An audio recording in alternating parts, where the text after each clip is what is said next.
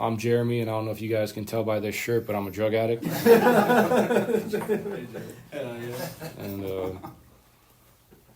he did it, man. My buddy Thomas was supposed to do this. He got hung up at this thing, so. And by this thing, I mean work. And I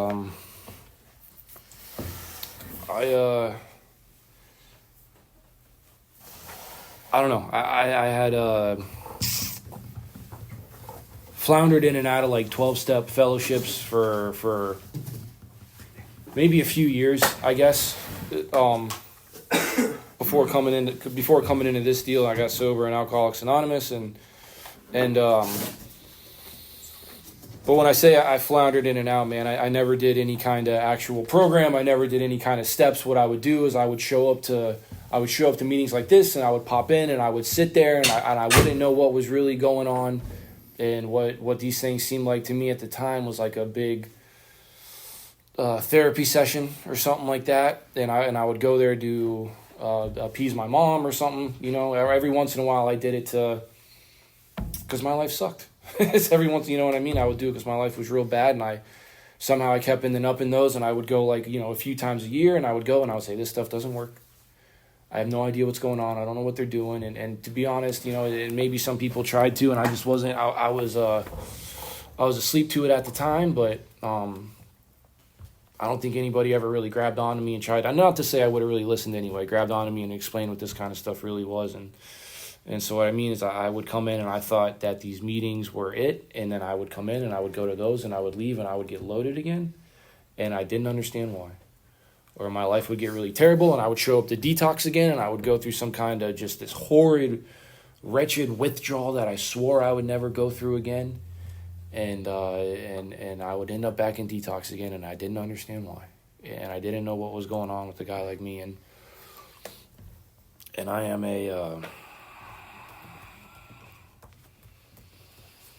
I don't know. I don't know. I know sometimes in here it's common for us to kind of tell our like abridged stories for a few minutes, but luckily for you guys, you get a break, because through this whole step one process, that is my deal. That's it. That's everything. That's the only.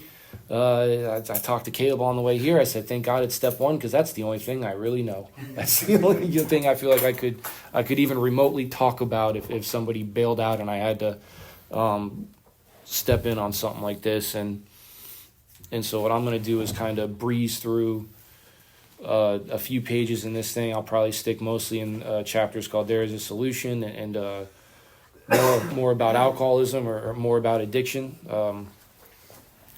and on I'd say on page 18, right? I don't say the top of 18. Because what Bill starts doing when he's talking about this, and what I got to really start coming to believe in this deal is that I'm sick. You know what I mean? And I'm not sick in the way of like there's something like I can do about it myself kind of deal, you know? And because when we look at this step, it says my life, I admitted I was powerless over drugs and that my life had become unmanageable. And at times and whatever gets you in or whatever you can wrap your head around, you can wrap your head around. I don't know what's right or wrong with that. I just know my experience with it today. But I could look at my life had become unmanageable. It's like, oh, I'm sitting in this treatment center and everybody's mad at me and yada, yada, yada. And I got to tell you, man, there was people that went in that treatment center and they had ended up in that place and everybody was mad at them and they weren't the real deal. Their life was they could still manage their own life and they could get out of there and put it all together and like be okay. You know, my deal with my life becoming unmanageable, really, it looked like no matter what I did, no matter how hard I tried, I got loaded again. And I got loaded again. And no matter what I seemed to put in front of it and no matter what plan I came up with, and the real deal was I could not fix me, was the conclusion I had to come to.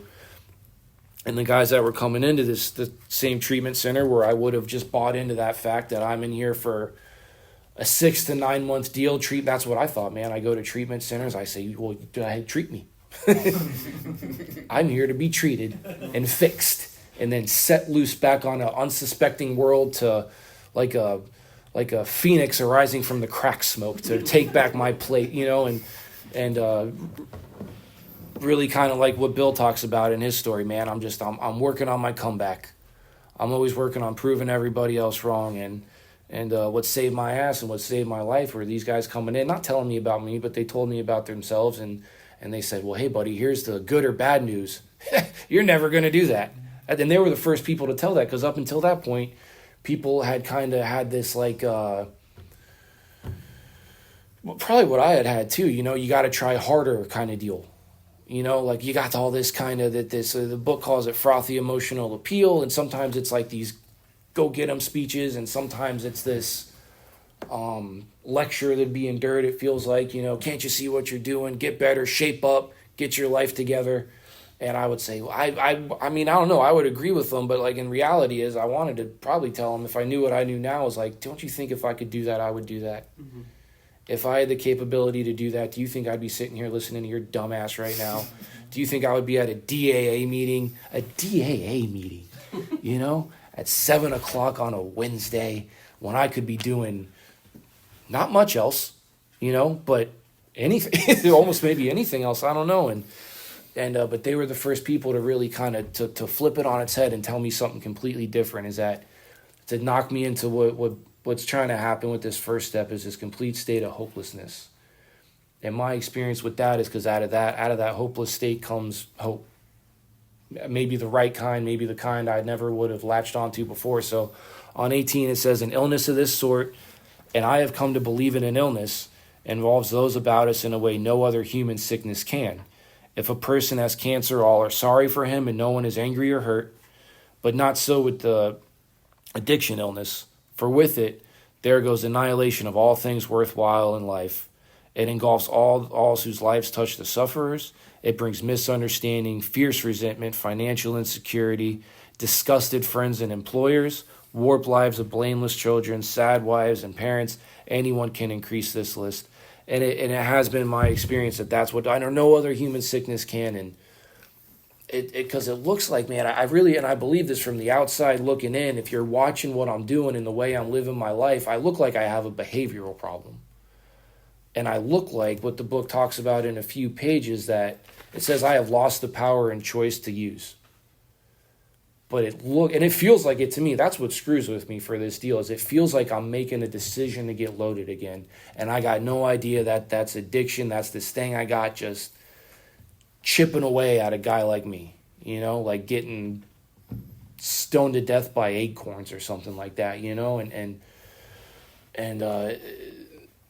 that it does something in me where it feels logical, where it says this fierce resentment and misunderstanding and the financial insecurity, disgusted friends and employers. It doesn't feel like I'm making my, you know what I mean? Like, it doesn't feel like it's man, I'm really screwing my job over, It feels like I am overworked and underpaid, and my friends are assholes. They don't understand me. They're probably talking crap about me behind my back. They're abandoning me, they're turning their back on me. All I need is $20 and you can't help me out. Selfish, self-centeredness. I knew everyone else had it long before I knew I had it. And there's a guy I like a lot out of California, and he talks about how this addiction thing kind of correlates, that a buddy of his has terminal cancer, right? Doctors don't want to touch it. It's inoperable. And he finds out that his buddy's going under the knife. He's going to have surgery, and he gets all excited, and he calls the guy's wife and says, hey, I hear they're operating on so-and-so. That's great news. When are they getting the cancer out of him? And she said, no, that's not what they're going to do. What they're going to go in is they're going to let the cancer grow comfortably, so it's not pressing up against anything else, to allow it no resistance. They're going to take out parts of his intestine, parts of his stomach, parts of his blood, parts of this, parts of that, so this thing can grow comfortably, so it has nothing restricting it. And the way he correlates it is, and I've come to believe that too, that is what my addiction, the progress of this thing looks like. And it doesn't feel like it's that thing. It doesn't feel like it's running the shots. It doesn't feel like it's making all the calls for me. But what it looks like is all these things, man. My job's getting in the way of me getting loaded the way I like to get loaded. It's got to go. Overwork, underpaid, man. I'm better than this place anyway. When usually I get jobs, I beg them. I say, I'll work any hours. That's all I write on the what hours are you available. I write all. a shoo-in. You know, despite my 7-year employment gap, I can't so I was at the methadone clinic for 4 years. I couldn't pull that off, and they have to go, man, right? My friends get in the way, they have to go. The family gets in the way, they got to go. Some of you guys, I didn't at the time, right? But some of you guys may have children. They start getting in the way as much as I'm sure you love them to death, you know what I mean? They got to go. And there's no part of me that says if you'd have sat me down, I'd have said, well, they're really kind of getting in the way of me doing what I want to do. It really comes at, I've seen guys, man, it comes at, they're either, they're better off without me, or it flips, man. This stuff has always flanked me from the side, not directly, it's a sneaky SOB. And once all that stuff's gone, man, my self-respect, my morals, these things I swore I would never do, these lines I would never cross, they got to go too. And I have no idea that all this stuff is making the call for me. When we talk about I'm powerless over this, I believe 100%, like Luke talked about last week with this allergy, is that I start getting loaded and I can't control what I'm going to do, how much I'm going to do, when I'm going to stop, how much money I'm going to spend. I can't call it, but I also believe that even more importantly than that is that I'm like a moth drawn to a flame, that this will always happen. It'll feel like my idea and it'll seemingly come out of nowhere. More often than not, when I feel like everything is going really okay, that I got ahead, where it talks about look at page 24, and it's sitting right there in those italics, right there at that first paragraph, that the fact is that most addicts, for reasons yet obscure, have lost the power to choose if they're going to use or not. My so-called willpower becomes practically non-existent. I am unable at certain times to bring into my consciousness with sufficient force the memory of the suffering and humiliation of even a week or a month ago. I am without defense against the first drug. And that has always been the central fact of my life. And I would have sat there and tried to blame it on a million different things. I would have told you, it says somewhere later on that these reasons I have may have certain plausibility, man. Maybe I can even eke a sympathetic, some sympathy out of somebody, which is I'm just always looking for that. You know what I mean? I'm always looking for a little, I just need a little pity. If I could just get a little pity. If yours could match a tenth of what I feel for myself, you know what I mean? I'm floating on the high. I'm taking the high ground, but I had lost this power of choice in this thing, and my ability to make a decision and stick to it doesn't seem to exist for a guy like me. And again, man, it doesn't feel like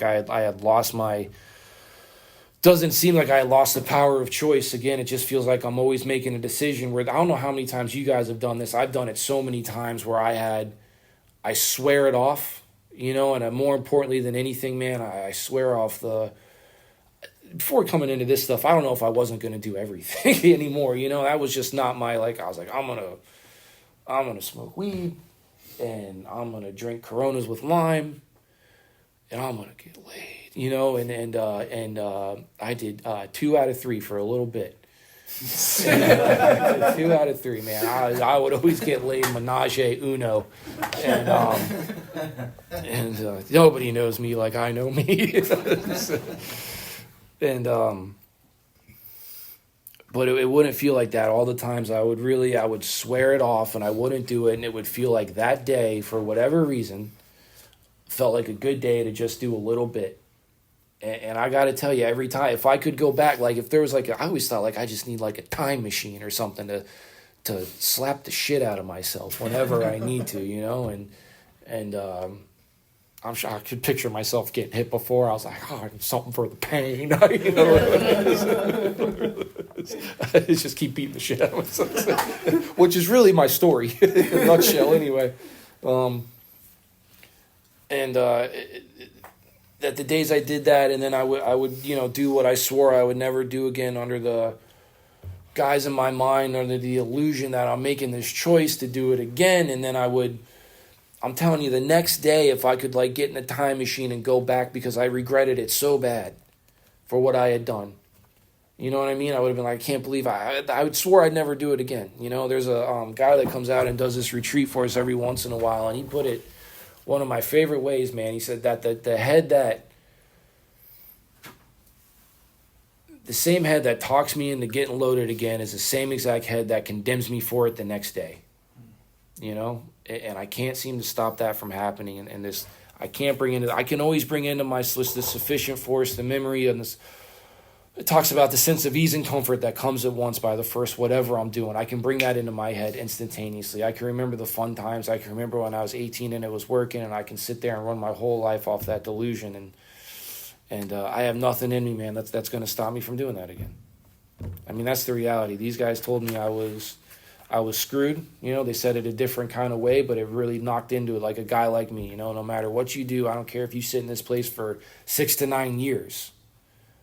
You're going to walk out and you're going to do it again, and you're not going to be able to stop yourself from doing it.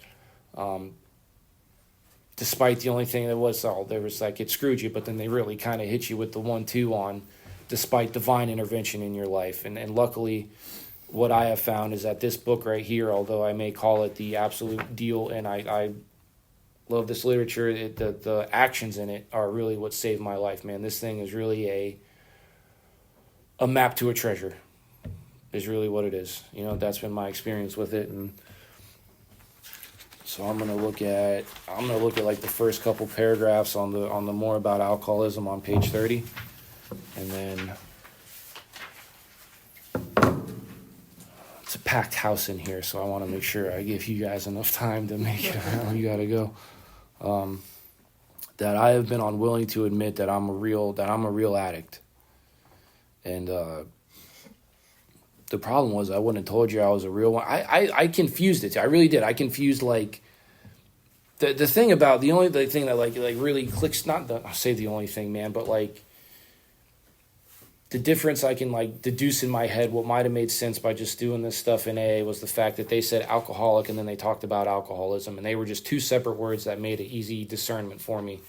Because the reality was that I thought when I'm a drug addict, it means I'm physically addicted to something, right? That was my deal, man. I always thought that. I said, I just got to get this crap out of my system.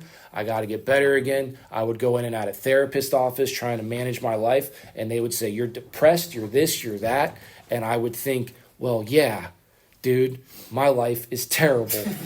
You know, I'd be weird if I was happy. I wouldn't be here if I was happy.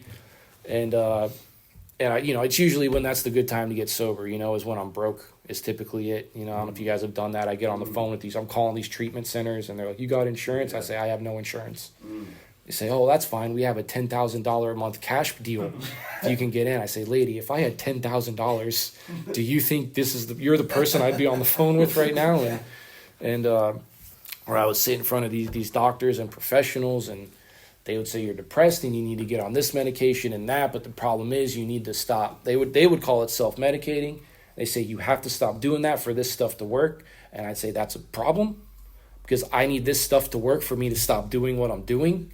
So if you could figure out some way to make that happen, you know, and there just never was. And I could, but what I'd come to find out is this other part of this addiction thing is what I suffer from. It's what I suffer from in sobriety. It's what I suffer from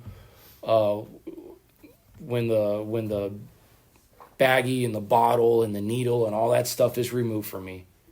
That's when life seems to chip on me, right? And I couldn't have told you that I was the real deal with that. I couldn't have told you that I was because I didn't know what it was, man, that I was the guy that was going to happen again no matter what I did. More so over that, I think that there was nothing I couldn't do about it myself, you know? And the reality is, man, if I'm the real alcoholic they talk about, I'm the guy that needs the spiritual awakening, and I sure as hell wasn't the guy that needed that. Because I didn't know what that was either. I just needed money. I just needed more money. You know, is what it was. You know, that was always I've heard people, I need to make in that prayer that God either take this from me or kill me. I never particularly had that. I had, oh, God, either take this from me or give me enough money to financially support this, because that seems to be the real issue I have here.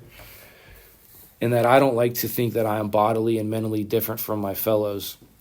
So therefore, it's not surprising that my using career has been characterized by countless vain attempts to prove that I could use like other people. And I knew that there was something in me where I mean, it's hard to deny that, like when I'm sticking a needle in my arm, that there's something off about that, you know. But I had always in my head that like I can curb. I just can't imagine bone dry sobriety where I'm doing nothing. It sounds terrible. It sounds miserable. I don't know how I'm supposed to do life like that. And for a guy like that, man, who is unwilling to think that I am bodily and mentally different from other people, it's not surprising that I'm going to keep trying. It says later, I like it in A Vision for You, man, that I'll try the game again.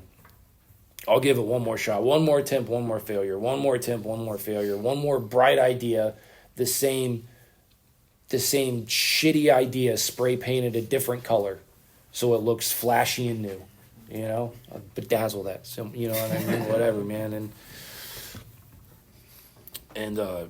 But that's what I was always doing, these countless, and pointless too. It says pointless. There's no reason for me doing it other than the fact that I just can't imagine my life like this any other way. You know what I mean? I know both sides of the coin, where it says like that jumping off point that they talk about later on too, right? With or without it. I can't imagine my life either way. I know the way that I'm getting loaded and what I'm doing is killing me, and I'm not going to live much longer. But I know what happens when I try to dry out for if I ever make it a week, you know, but I know how that is too. And God, I can't live my life like that either. I can't hang in that long either.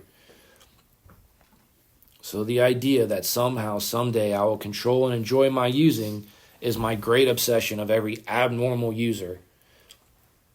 And I like that like Bill puts in this, like this is what got pointed out to me. Every abnormal user. My mom has scripts of Ativan and Ritalin and all these fun things, man, that I used to tiptoe my way into her room for, you know, and she has never once said, Jeremy, you need to hold on to these for me because I'm going through them a little too fast, you know, but abnormally for a guy, for like, at least in my experiences, I am the, you know, give my mom the paycheck on Friday, tell her to dole it out to me. I don't know if you guys have ever done this. I'm calling people in my head thinking I'm like, they're surely looking out for my best interest, which is not their job. I don't hold anything against them ever, but I'm calling the guys that are selling me this stuff, and I say, hey, man, I'm trying to make a turnaround, and you need to not sell this to me anymore, except on Friday and Saturday.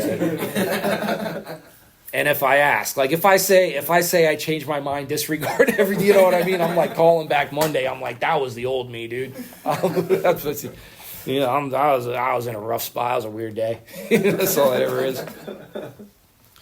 Because the persistence of this illusion is astonishing to me, and it blows my mind that I pursue it into the gates of insanity or death. And the persistence, the illusion I always had is that somehow, some way, I'm going to jumpstart this party again. That's what happened to the end. You know what I mean? Bill says that the mind and body are marvelous mechanisms. Mine endured this for 2, 4, 5 years. You know what I mean? I can't remember how long, man. I kept getting loaded after it stopped working, after my head still shut off, after everything in me is like not wanting to do it, but I want to do it. You know, it's such a, if you guys can remember, it is like such a conflict. Like, it's a terrible feeling, man. You know, it really feels like everything in me is on overdrive. It's insanity. I got like another thing in my head, just kind of, you know, whispering to me that like, you're gonna do it anyway, you know, and you might as well, or whatever, you know, whatever it is. And guy I like a lot, I was listening to a guy earlier today, and he said, man, that he had a sponsor who told him, he said, your alcoholism, your addiction is not a flat-footed New York City beat cop walking down the road with a donut in one hand and a coffee in the other, where you can just see him coming a mile down the road and get the hell out of there. You know what I mean? Making all this racket. Your stuff is a secret agent. You know what I mean? That goes in and out of parties undetected. It's proficient in 50 different weapons, speaks 5 different languages, knows where you're going to be before you're even there, what you're going to say before you even say it. And thank God the guys that brought me through this stuff, they really knocked it into my head and taught me to respect this thing for what it was.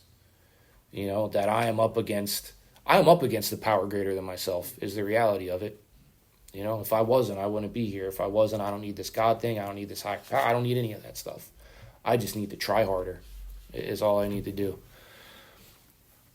But I always chase it back to that delusion in my head that I will get it back to the fun times. I will kickstart this party. If I get this stuff out of my system for 2 months, I'll do it again like I was 18, and then I'll let it slowly progress. And and that I pursue this thing into the gates of insanity or death or treatment centers or detoxes or whatever. So this is the real, when we get down to the first step as it is in the book, it says, I learned that I had to fully concede to my innermost self that I was a drug addict. This is the first step in recovery. The delusion that I am like other people presently may be or may ever become has to be smashed. And in my experience, that was I caught that, right? I caught addiction. I caught alcoholism. I caught it through people doing like what we're doing right now. That's how it happened to me, right? It says I had to learn of it. Somebody had to share their experience and tell me what it was like for them, for something to click in my head and go, holy shit, I have that thing too. You know, and I remember I was as physically sober as I am right now, and I was in this treatment center for 2.5 months, and they let us out on these little passes every couple weekends. You go home, you do whatever, and I sitting on the back porch at my mom's house, and it just, my head, like how a piston I couldn't have told you what I was thinking about, but I could tell you I couldn't stop thinking, and my head couldn't stop moving. And whatever anxiety I had at the time, the thing is, man, everything was good. Everything was roses. My life at that point was much better than it had been, and right at that moment, than it had been in a decade. And at that point, I was like, God, this is what it is. This is how, I do okay in a controlled environment. I thrive, as a matter of fact, in a controlled environment. You know, you stick me in a schedule that I have no choice but to abide to, I do okay. I do not do okay, man, when I am left on my own free will, when I am cut loose on, you know what I mean? It's up to you now. And everything just piled up on me, and I caught it that quick.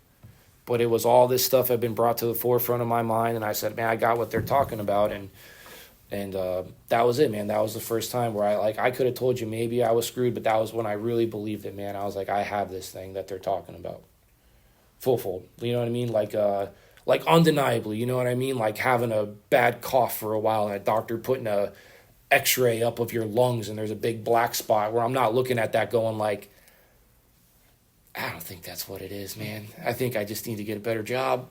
That'll go away. I asked this girl out, and if everything goes according to plan, I'm just going to not have cancer anymore. That's my plan, you know, and it's the same thing. Oddly enough, man, it seems like a stretch of the imagination, but the same exact thing, and the same delusion and the same insanity that comes behind a guy like me. And the only thing is, I just like right there, kind of it's closer to the bottom still of 30, that I am convinced to a man that addicts of my type are on the grip of a progressive illness. Over any considerable period, I get worse, never better. Loaded, sober, whatever it is, untreated for a guy like me. And that I believe that, man, that this guy, Larry Thomas, man, out of LA, is one of my favorite speakers, man. And he says it in his deal, right? He says, I am in the grip of a progressive illness, meaning I don't have this thing. It has me.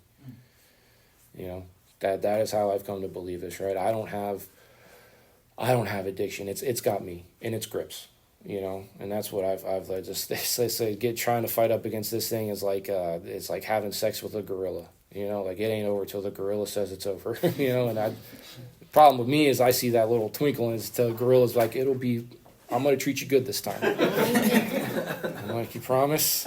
You promise? I'm going to give you half of my bananas. At the end, I'm just doing a banana wash. He said it'd be different. And so... But I don't know, that became my absolute, this is the guiding force to this entire deal. This is what pushes me through everything else.